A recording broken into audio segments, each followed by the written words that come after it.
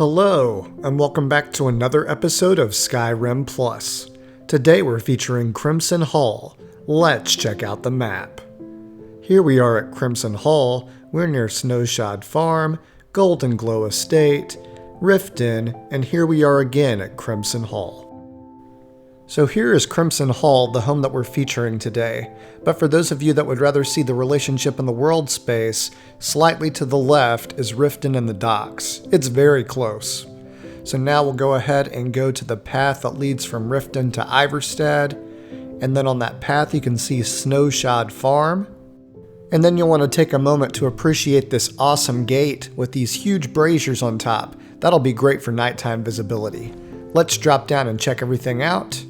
Alright, from the left of the gate you'll find this tree stump, and inside of the stump you'll find the key for the property, along with 4,000 septums. That's a nice bonus, especially considering the house is free.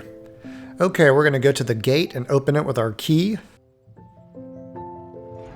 And check out the outside of the home with that dragon skull and that big window. Beautiful. Okay, we're going to head to the right first, and on the side of the home you'll have a tanning rack. And right next to the tanning rack, you have a little door that leads to a work-in-progress follower's basement. We'll be there later in the tour.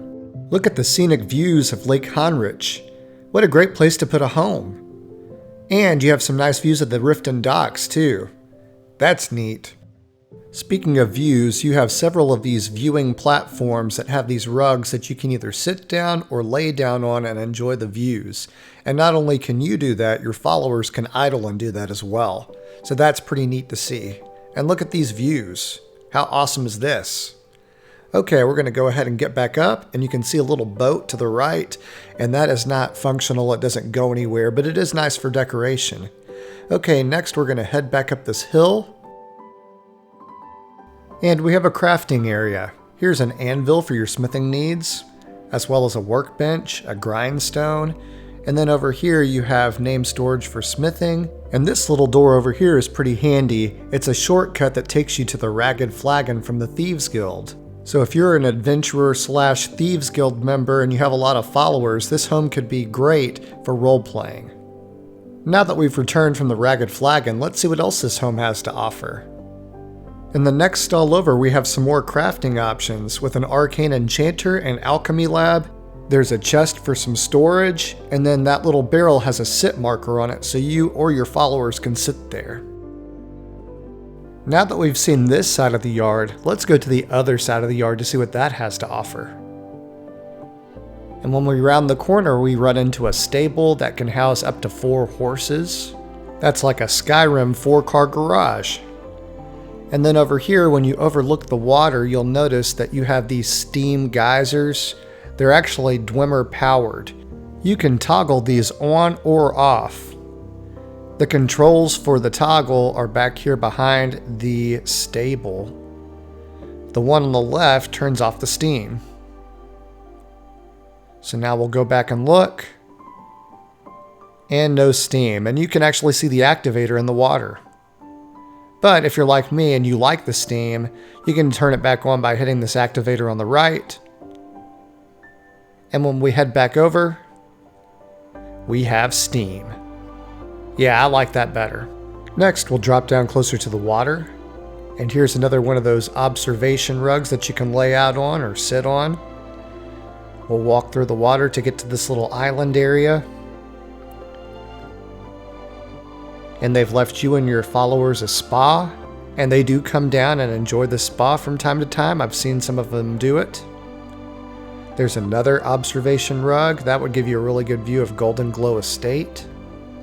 And if you download this and check it out yourself, you'll notice how many of these rugs and towels that they've put out here, which is great considering that you can have up to 12 followers at this property. Okay, now we're back to the main piece of land, and you can see that we have a little bonfire and some benches. You've got a spare bedroll for you or your followers to use if you feel like sleeping under the stars.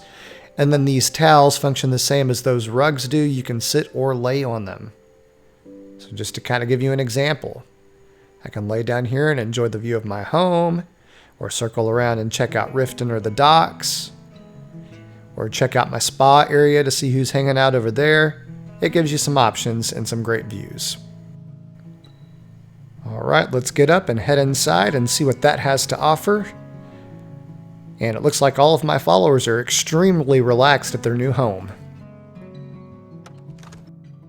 When you enter the home, you've got a well-lit grand hall. Look at those candle lights and braziers. Feels very warm. Here's a large dining room table for 7 that your followers do enjoy. Then you have a fire pit right in front of your throne, and the throne is reserved for the Dovahkiin, and the largest shield I've ever seen in Skyrim history is mounted above that. Speaking of shields, you have plenty of shield and weapon plaques mounted around the walls of the main hall. There's a shrine to Nocturnal that your followers will occasionally worship. And check out the soaring ceilings of the main hall. These tall ceilings really open up the space. Okay, we're going to see what other features we have. Starting to the left, you have a kitchen area with some storage for food, harvestable ingredients, a cooking pot, and as you saw, a follower was already interacting with that. You have another one of those sit barrels, so you could sit there or a follower. Check out this cool Dwemer themed alchemy lab. And then you've got a few loose potions that you can take, along with a door to the basement that the followers live in that's work in progress. We'll show you that in just a moment. We're going to check out the other side of the downstairs space before heading upstairs. The other downstairs space has a shrine to Julianos, and you'll occasionally see a follower worshiping that. You've got a bookcase with several books in it, a bookshelf that you can fill up yourself, an office area, and sometimes followers interact with that by sitting and writing. And then you have an arcane enchanter over here, also Dwemer themed. Look at this cool black book.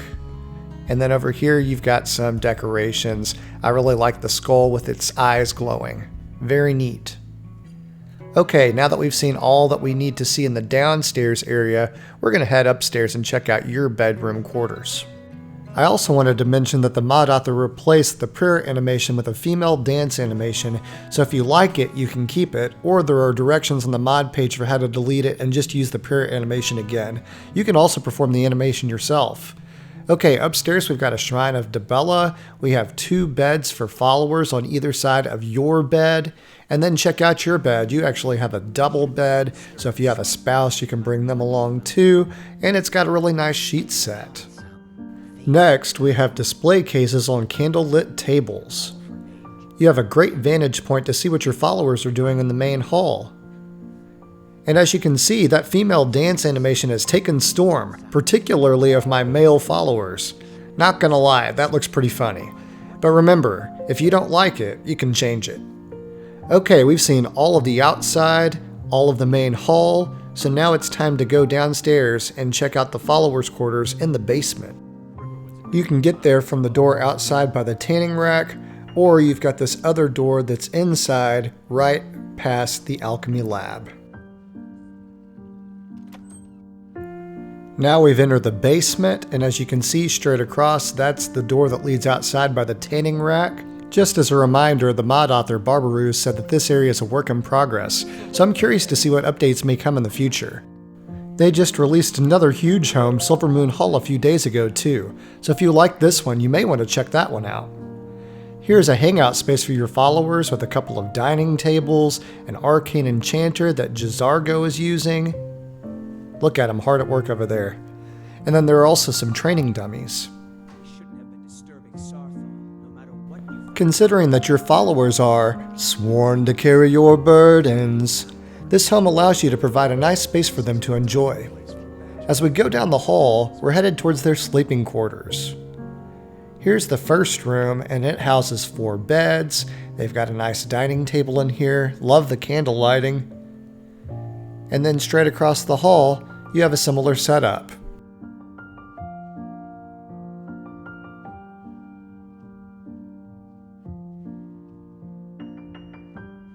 Between the 2 bedrooms is a dining table, and as you can see, they're able to use it.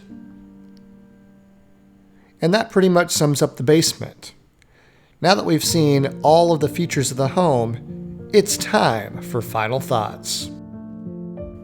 Crimson Hall is situated right next to Snowshod Farm, and it's very convenient to Riften, so it would be a great choice for anyone considering a Thieves Guild playthrough. It allows the player to bring up to 12 followers, and it gives the player and the followers several items to interact with and idle animations. It includes all expected crafting besides a smelter, and the views offered are very scenic. I hope you enjoyed this one. This concludes our tour of Crimson Hall.